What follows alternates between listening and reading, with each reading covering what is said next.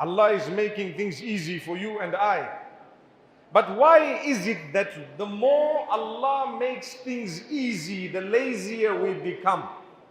When Allah is giving you so much of ease, you have hot water from the tap, you have electricity, you have so much facility, you have such a lovely masjid, you have better clothing, you have a better vehicle or a motorbike or a car or a bicycle, but Salatul Fajr, we are sleeping. Is it fair? It's not fair. Salatul Fajr, we are what? We are what? Look, everyone is saying they are sleeping. Inna lillahi wa inna ilayhi raji'un. Be careful. That was examination question. You failed question number 1.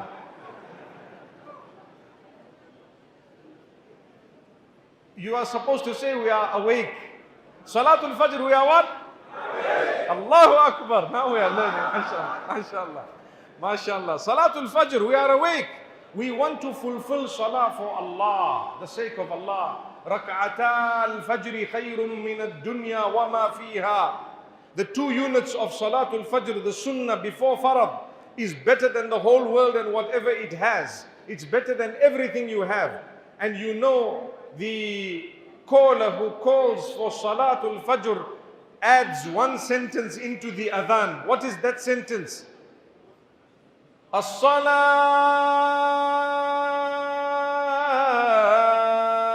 khayrun minan nawm. Allahu Akbar. Have you heard that? Have you heard that? You want to say it with me?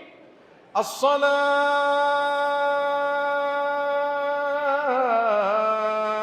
khayrun minan nawm.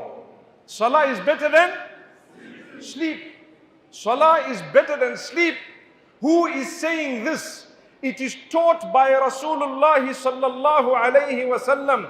He was given revelation from Allah to remind us, Hayya alal falah. Come to success. You want success? You want happiness? You want joy? You want contentment? Allah says the solution is to come to pray. If you are connected with Allah, Allah has the key to the door of your success. Hayya alal falah. Come to success. Who is telling you come to success? Wallahi, it is your maker, Allah. Allah. So if you really think you are successful but you don't pray, in actual fact you are not successful. Your business is flourishing but you don't pray, there is no success.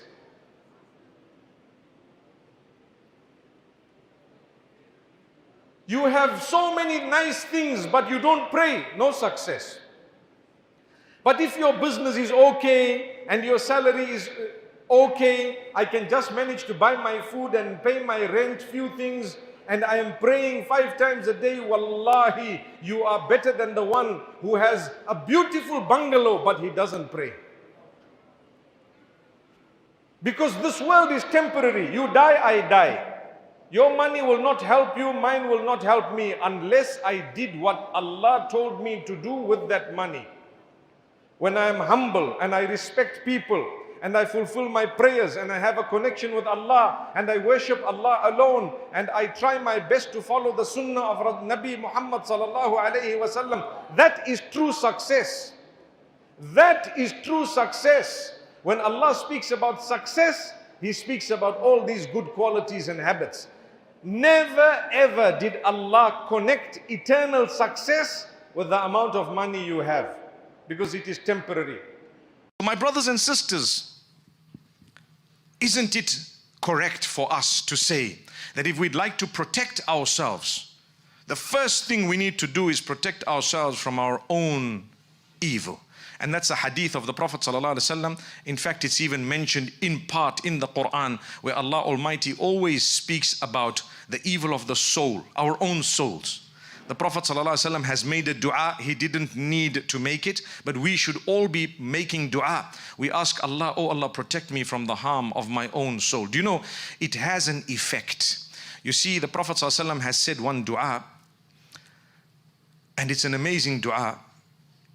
When they were discussing a matter, and the Prophet ﷺ says, Allahumma alhimna marashida umurina.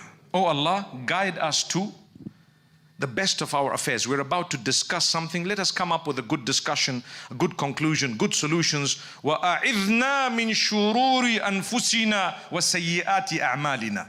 Oh Allah, protect us from the harm of our own selves and from the bad consequences